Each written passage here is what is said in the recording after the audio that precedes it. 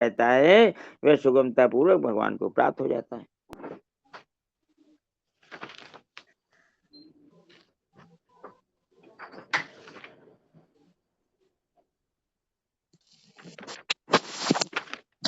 फिर कहते हैं, क्योंकि हे पार्थ, अगर मैं किसी समय सावधान होकर कर्तव्य कर्म न करूं तो बड़ी हानि हो जाए, क्योंकि मनुष्य सब प्रकार से मेरे ही मार्ग का अनुसरण करते हैं।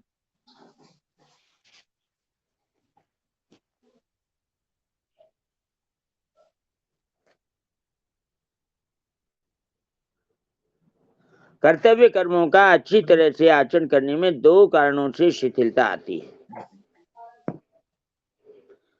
पहला, मनुष्य का स्वभाव है कि वह पहले फल की कामना करके ही कर्म में प्रवृत्त होता है। जब वह देखता है कि कर्मयोग के अनुसार फल की कामना नहीं रखनी है, तब वह विचार करता है कि कर्म ही क्यों करूं।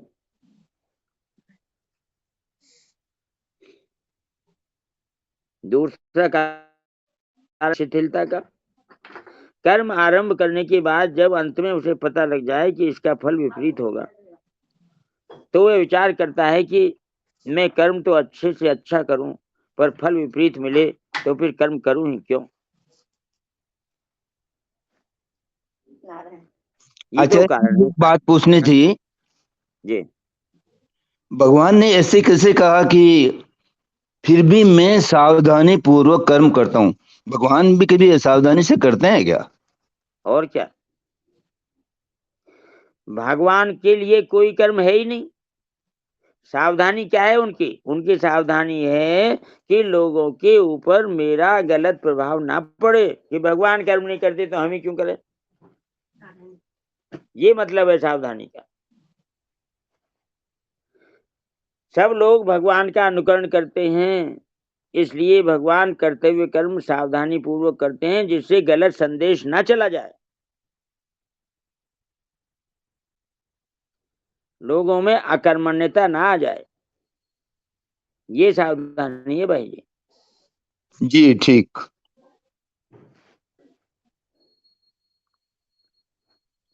कर्मयोगी न तो कोई कामना करता है और न कोई नाशवान फल ही चाहता है। वह तो मात्र संसार का हित सामने रखकर ही कर्तव्य कर्म करता है। अतः उपर्युक्त दोनों कारणों से उसके कर्तव्य कर्म में शिथिलता नहीं आ सकती।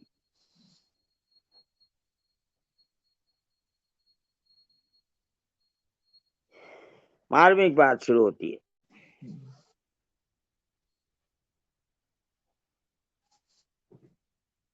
मनुष्य का प्राय ऐसा स्वभाव हो गया है कि जिसमें उसको अपना स्वार्थ दिखाई देता है, उसी कर्म को वह बड़ी तत्परता से करता है, परंतु वही कर्म उसके लिए बंधन कारक हो जाता है। अतः इस बंधन से छूटने के लिए उसे कर्म योग के अनुसार आचरण करने की बड़ी आवश्यकता है। बंधन से छुड़ाने का उपाय तो कर्मयोगी है। कर्मयोग में सभी कर्म केवल दूसरों के लिए किए जाते हैं, अपने लिए कदापि नहीं। दूसरे कौन कौन है भाई जी? सुनो, इसे समझना भी बहुत जरूरी है। अपने शरीर के सिवाय दूसरे प्राणी पदार्थ तो दूसरे हैं ही। बड़े डॉक्टर दिखाने जानेंगे, कोई बात कौन करी होगी डॉक्टर जी? कौन बोल देता है?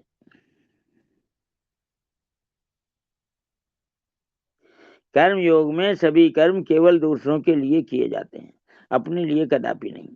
दूसरे कौन कौन है, इसे समझना भी बहुत जरूरी है। अपने शरीर के सिवाय दूसरे प्राणी पदार्थ तो दूसरे हैं ही, पर ये अपने कहलाने वाले स्थूल शरीर, सूक्ष्म शरीर, इंद्रियां, मन, बुद्धि, प्राण और कारण शरीर, जिसमें माना हुआ अहम है, ये भी स्वयं से दूसरे ही हैं।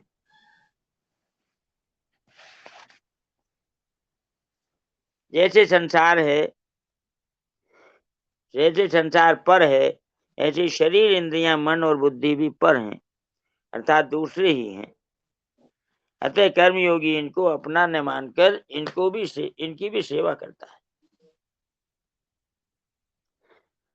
अपने शरीर, इंद्रियां, मन और बुद्धि की भी सेवा करता है। कैसे करता है सुनो। शरीर को निद्रालु, आलसी, प्रमादी, निकम्मा और भोगी न बनने देना शरीर की सेवा है।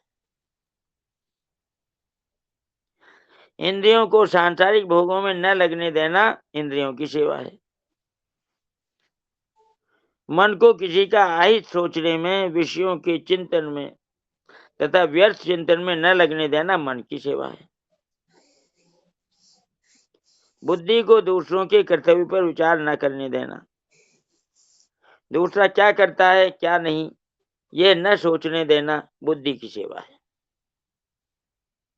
वास्तव में शरीर, इंद्रियां, मन और बुद्धि में ममता, आसक्ति न रखना ही इनकी सबसे बड़ी सेवा है।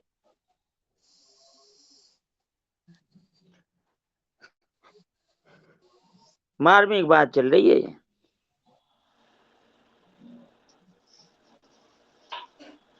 ये बहुत बढ़िया सेवा है। ये जितना पैराग्राफ दिया ना, ये सब समझ में आ जाएगा तो फिर सब काम अपने आप हो जाएगा।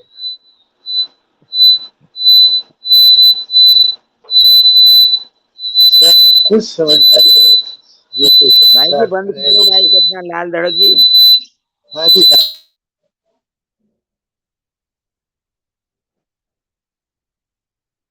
कारण कि स्वयं जीवात्मा चेतन परमात्मा का अंश है और ये शरीर आदि पदार्थ जड़ प्रकृति के अंश हैं।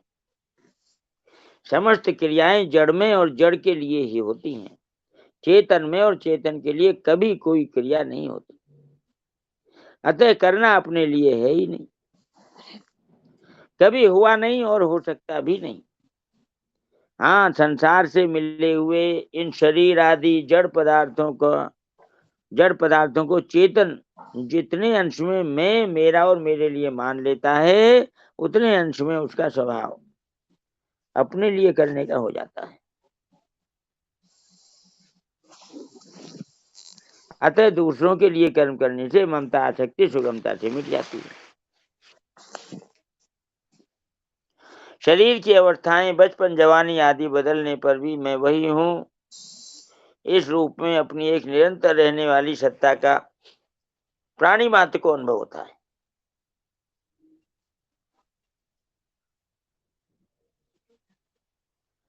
इस अपरिवर्तनशील सत्ता अपने होनेपन की परमात्मा तत्व के साथ स्वतः एकता है और परिवर्तनशील शरीर, इंद्रियां, मन, बुद्धि आदि की संसार के साथ स्वतः एकता है। हमारे द्वारा जो भी क्रिया की जाती है वह शरीर, इंद्रियों आदि के द्वारा ही की जाती है, क्योंकि क्रिया मात्र का संबंध प्रकृति और प्रकृतिजन्य पदार्थों के साथ है, स्वयं अपने स्वरूप के साथ नहीं। इसलिए शरीर के संबंध के बिना हम कोई भी क्रिया नहीं कर सकते। इससे बात निश्चित रूप से सिद्ध होती है कि हमें अपने लिए कुछ भी नहीं करना है। जो कुछ करना है संसार के लिए ही करना है, कारण कि करना उसी पर लागू होता है जो स्वयं कर सकता है। जो स्वयं कुछ कर ही नहीं सकता उसके लिए करने का विधान है ही नहीं। जो कुछ किया जाता है संसार की सहायता से ही किया जाता है।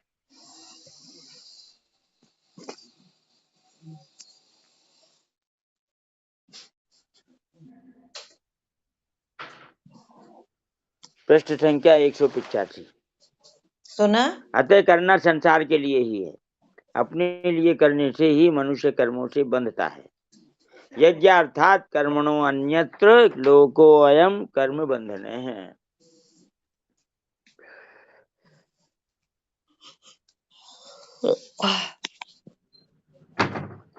विनाशी और परिवर्तनशील शरीर, इंद्रियां, मन, बुद्धि आदि के साथ अपने अविनाशी और अपरिवर्तनशील स्वरूप का कोई संबंध नहीं है।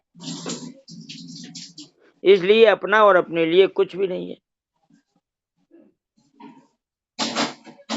शरीर आदि की सहायता के बिना हम कुछ कर नहीं सकते, इसलिए अपने लिए कुछ भी नहीं करना है। अपने सत स्वरूप में कभी कोई कमी आती ही नहीं और कमी आए बिना कोई इच्छा नहीं होती, इसलिए अपने लिए कुछ भी नहीं चाहिए। इस प्रकार जब क्रिया और पदार्थ से सर्वथा संबंध विच्छेद हो जाता है, जो कि वास्तव में है, तब यदि ज्ञान के संस्कार हैं तो स्वरूप का साक्षात्कार हो जाता है, और यदि भक्ति के संस्कार हैं तो भगवान में प्रेम हो जाता है।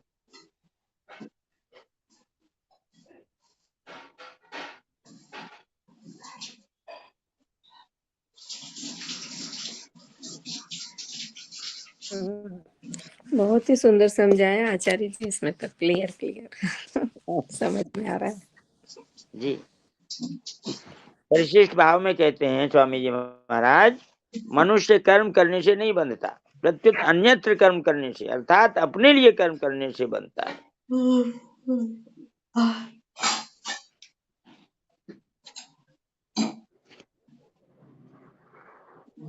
इसी अध्याय का 13वां श्लोक अभी आएगा भाई जी आगे।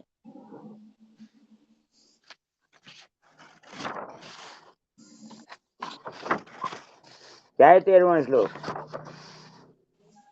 यज्ञ शिष्टाशिने संतो मुच्यन्ते सर्वकिल विषयी भुंजते ते तुगम पापा ये पचन्त्यात्म कारणात्।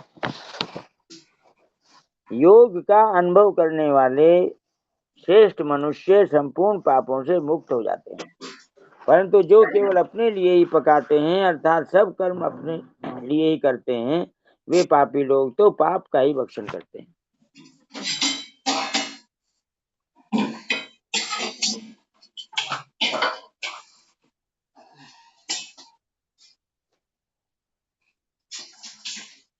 अतः यज्ञार्थात कर्मणो अन्यत्र लोको यम कर्म बंधने। पदों का तात्पर्य अपने लिए कुछ नहीं करना है। मनुष्य कर्म बंधन से तभी मुक्त हो सकता है जब वे संसार से मिले हुए शरीर, वस्तु, योग्यता और सामर्थ्य अर्थात बल संसार की सेवा में लगा दे और बदले में कुछ ना चाहे। कारण कि संसार में वह वस्तु दे ही नहीं सकता जो हम वास्तव में चाहते हैं। हम सुख चाहते हैं, अमरता चाहते हैं,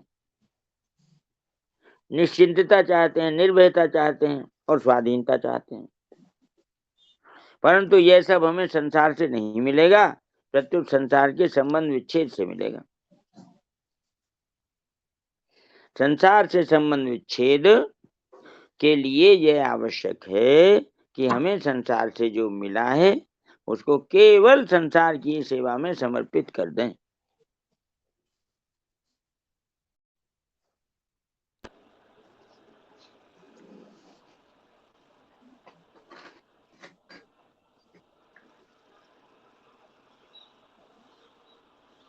इस प्रकार ये 9वां श्लोक पूरा हुआ।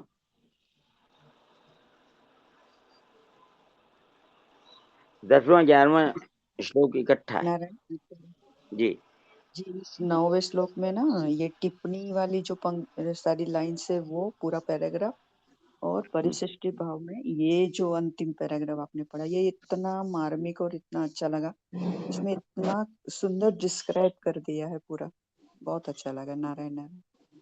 बहुत बढ़िया बात है बहन जी ने, बहुत अच्छी बात कही। आजकल हमारे हरिओम जी पता नहीं क्यों शांत रहते हैं, कुछ बोलते ही नहीं। राम राम हरिओम जी, दिनेश जी। हाँ जी, जुड़े हुए हो क्या? देख तो दिखाई नहीं दिए सुरेश जी। नारायण हाँ नारायण, आज हाँ, वो कई बार गए हुए हैं। अच्छा अच्छा, ठीक है, कोई बात नहीं। नारायण तभी नारायण। तो मैं क्यों। ठीक है। पूर्व श्लोक में भगवान ने कहा है कि यज्ञ कर्तव्य कर्म के अतिरिक्त कर्म बंधन कारक है, बंधन कारक होते हैं। अतः इस बंधन से मुक्त होने के लिए कर्मों का स्वरूप से त्याग न करके कर्तव्य बुद्धि से कर्म करना चाहिए, कर्म करना आवश्यक है। अब कर्मों की अवश्य कर्तव्यता को पुष्ट करने के लिए और भी हेतु बताते हैं।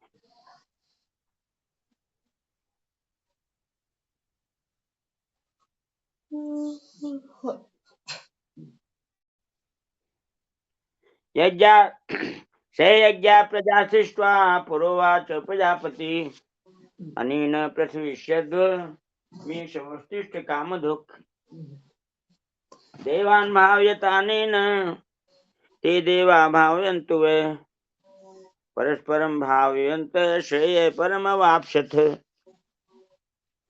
प्रजापति ब्रह्मा जी ने सृष्टि के आदि काल में कर्तव्य कर्मों के विधान सहित प्रजा मनुष्य आदि की रचना करके उनसे प्रधानतया मनुष्यों से कहा कि तुम लोग इस कर्तव्य के द्वारा सबकी वृद्धि करो और यह कर्तव्य कर्म रूप यज्ञ तुम लोगों को कर्तव्य पालन की आवश्यक सामग्री प्रदान करने वाला हो। इस अपने कर्तव्य कर्म के द्वारा तुम लोग देवताओं को उन्नत करो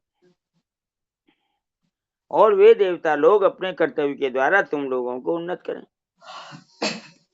इस प्रकार एक दूसरे को उन्नत करते हुए तुम लोग परम कल्याण को प्राप्त हो जाओगे। व्याख्या में कहते हैं स यज्ञाः प्रजाः सृष्ट्वा पुरोवाच प्रजापति। ब्रह्मा जी प्रजा के रचयिता हैं। प्रजा माने सृष्टि। ब्रह्मा जी सृष्टि के रचयिता एवं उसके स्वामी हैं। अतः अपने कर्तव्य का पालन करने के साथ वे प्रजा की रक्षा तथा उसके कल्याण का विचार करते रहते हैं। प्रश्न संख्या 186। कारण कि जो जिसे उत्पन्न करता है उसकी रक्षा करना उसका कर्तव्य हो जाता है। ब्रह्मा जी प्रजा की रचना करते हैं, उसकी रक्षा में तत्पर रहते हैं तथा सदा उसके हित की बात सोचते हैं, इसीलिए वे प्रजापति कहलाते हैं।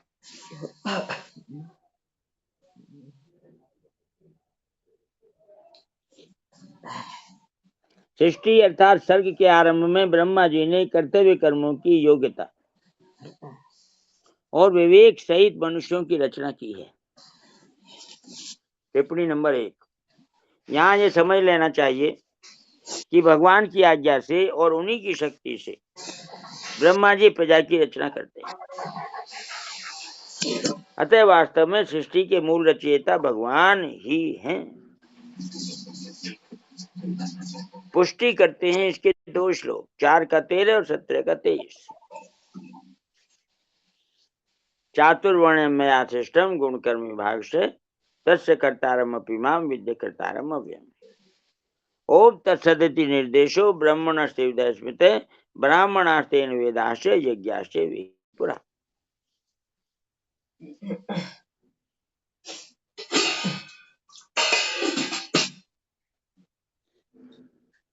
अनुकूल और प्रतिकूल परिस्थिति का सदुपयोग कल्याण करने वाला है। इसलिए ब्रह्मा जी ने अनुकूल प्रतिकूल परिस्थिति का सदुपयोग करने का विवेक साथ देकर ही मनुष्यों की रचना की है।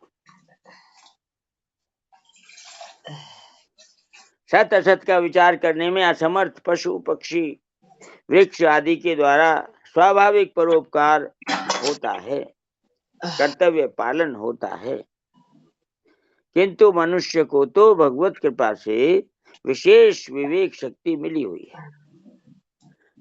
अतः यदि वह अपने विवेक को महत्व देकर अकर्तव्य न करे तो उसके द्वारा भी स्वाभाविक लोक हितार्थ कर्म हो सकते हैं।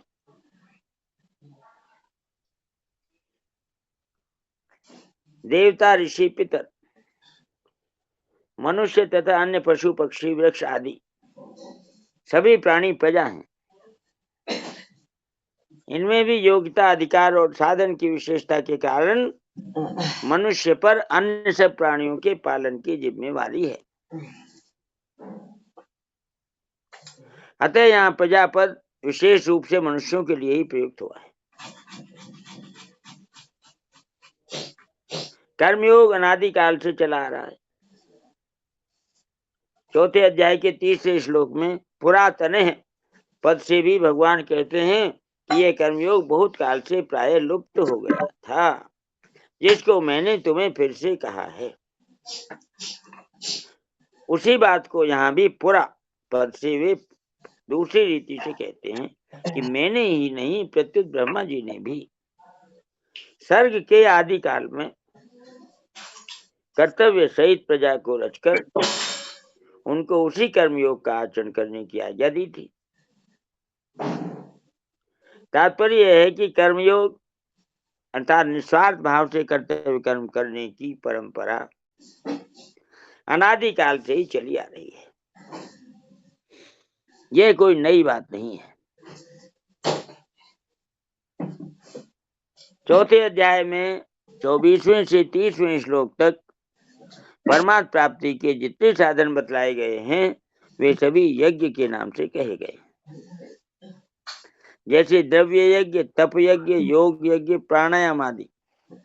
प्रायः यज्ञ शब्द का अर्थ हवन से संबंध रखने वाली क्रियाओं के लिए ही प्रसिद्ध है, परंतु गीता में यज्ञ शब्द शास्त्र विधि से की जाने वाली संपूर्ण विहित क्रियाओं का वाचक भी है। अपने वर्ण, आश्रम, धर्म, जाति, स्वभाव, देश काल आदि के अनुसार प्राप्त कर्तव्य कर्म यज्ञ के अंतर्गत आते हैं।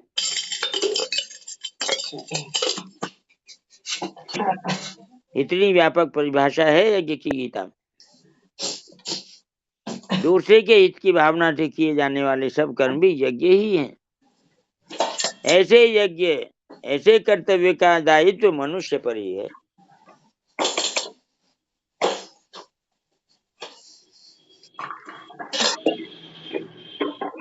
अनेन प्रसविष्यद्व मेषवोष्टिष्ट कामधुक्।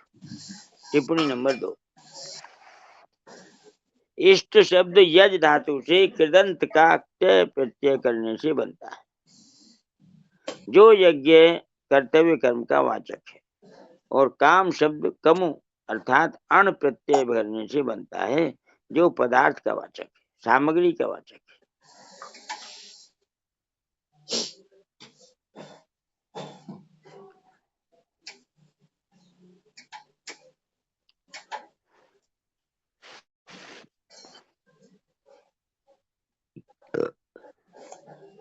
ब्रह्मा जी मनुष्यों से कहते हैं कि तुम लोग अपने अपने कर्तव्य पालन के द्वारा सबकी वृद्धि करो, उन्नति करो।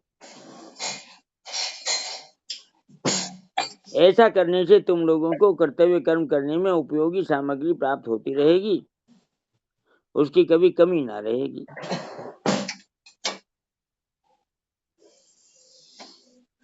अर्जुन की कर्म न करने में जो रुचि थी उसे दूर करने के लिए भगवान कहते हैं कि प्रजापति ब्रह्मा जी के वचनों से भी तुम्हें कर्तव्य कर्म करने की शिक्षा लेनी चाहिए। दूसरों के हित के लिए कर्तव्य कर्म करने से ही तुम्हारी लौकिक और पारलौकिक उन्नति हो सकती है।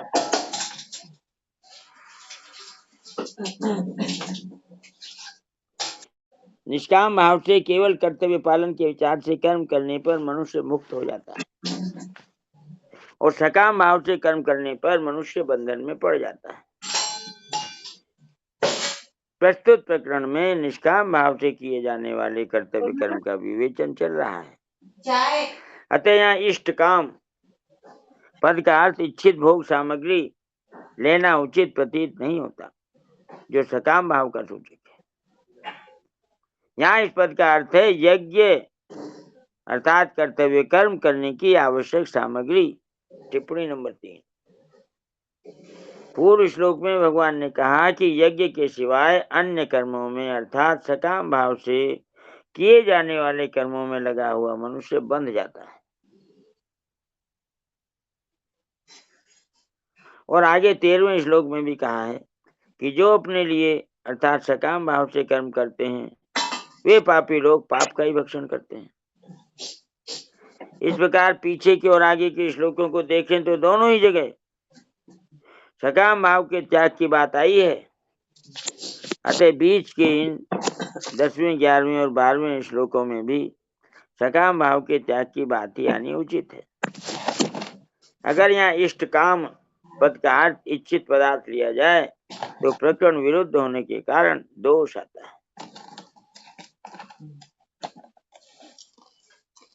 क्योंकि इच्छित पदार्थ पाने के लिए किए गए कर्म भगवान के मत में बंधन कारक हैं। अतः इष्ट काम पद का अर्थ कर्तव्य के लिए आवश्यक सामग्री ही है।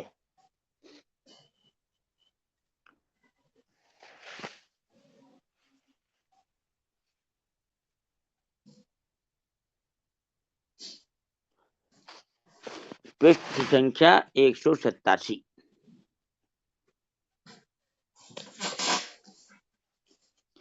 कर्मयोगी दूसरों की सेवा अर्थात हित करने के लिए सदा ही तत्पर रहता है।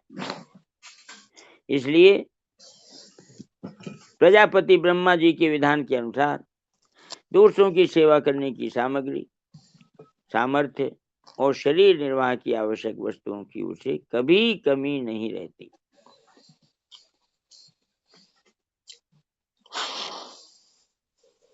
उसको ये उपयोगी वस्तुएं सुगमता पूर्वक मिलती रहती हैं।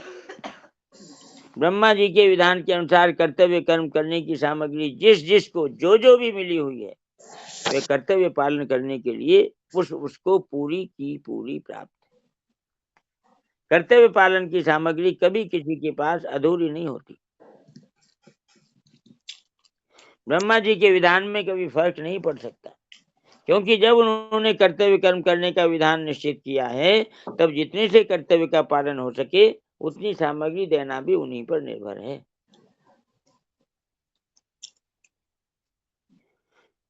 वास्तव में मनुष्य शरीर भोग भोगने के लिए है ही नहीं। ऐतन कर फल विषय न भाई, रामचरितमानस। इसीलिए सांसारिक सुखों को भोगो, ऐसी आज्ञा या विधान किसी भी सत्शास्त्र में नहीं है। समाज भी स्वच्छंद भोग भोगने की आज्ञा नहीं देता। इसके विपरीत दूसरों को सुख पहुंचाने की आज्ञा या विधान शास्त्र और समाज दोनों ही देते हैं। जैसे पिता के लिए विधान तो मिलता है कि वह पुत्र का पालन पोषण करे, पर यह विधान कहीं भी नहीं मिलता कि पुत्र से पिता सेवा ले ही। चनाचूर है। इसी प्रकार पुत्र पत्नी आदि अन्य संबंधियों के लिए भी समझना चाहिए। आज काम नहीं कर रही, डिस्टर्ब हो गई। कर्मयोगी सदा देने का ही भाव रखता है, सोचना नहीं, लेने का नहीं, क्योंकि लेने का भाव ही बांधने वाला है। दोनों जगह लेने का भाव रखने से कल्याण प्राप्ति में बाधा लगने के साथ ही सांसारिक पदार्थों की प्राप्ति में भी बाधा उपस्थित हो जाती है। प्रायः सभी का अनुभव है कि संसार में लेने का भाव रखने वाले को कोई देना नहीं चाहता। इसलिए ब्रह्मा जी कहते हैं कि बिना कुछ चाहे निस्वार्थ भाव से कर्तव्य कर्म करने से ही मनुष्य अपनी उन्नति, अपना कल्याण कर सकता है। जाने से जो भी हुआ, वो जो वीडियो दिखाया था ना तूने, वो ड्रिंक पी के वो ऐसे बोला। सुरेश जी जुड़े हुए हैं कि नहीं? मतलब वो बिल्कुल गया गुजरा बोल। राम राम आचार्य जी, प्रणाम। भाई जी 58 हो गया, आप बोल ही नहीं रहे कुछ। वो भी पदभ्रष्ट है, उसकी तरफ ध्यान नहीं दे रहे। नहीं बोल रहा था कि वो जुड़े हुए नहीं थे, तो फिर मैंने कहा आचार्य जी पढ़ते हैं तो अच्छा, बहुत बढ़िया। देवान भाव सुरेश जी, आचार्य जी तो पढ़ते रहेंगे, कोई बात नहीं है। अब समय हो गया, भजन सुनेंगे। आचार्य जी की इच्छा भी भजन सुनने की रहती है। हाँ तो नहीं, वो तो कोई अच्छी बात है, बिल्कुल सही कह रहे हो। तो आचार्य जी देवान भाव इताने ने सुबह के सत्र में लेते हैं। हाँ, बहुत बढ़िया, बहुत अच्छा।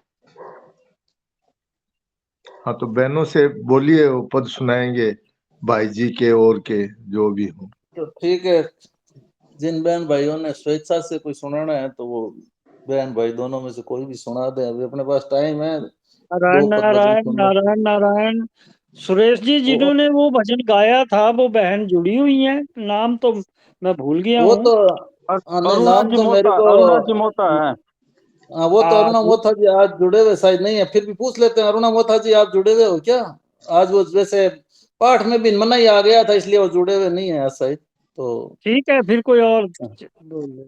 हाँ और सुन लेते हैं। हाँ सचितलंगिया जी, आपको सुना रहे हो क्या? नहीं, मैं तो ये बता रही थी अरुणा जी की शादी है, वो आज नहीं है। हाँ हाँ, वो तो जैसे मैसेज आया था, ठीक कह रहे हो, बिल्कुल सही बात। मैं ले लूं क्या? हाँ सरोज राठी जी, आप सुना दो। सुरेश भैया, उसके बाद मैं पंजाबी गीत गाऊं, भजन। सत्संग का ही है तो? हाँ, पंजाबी में विरह गीत।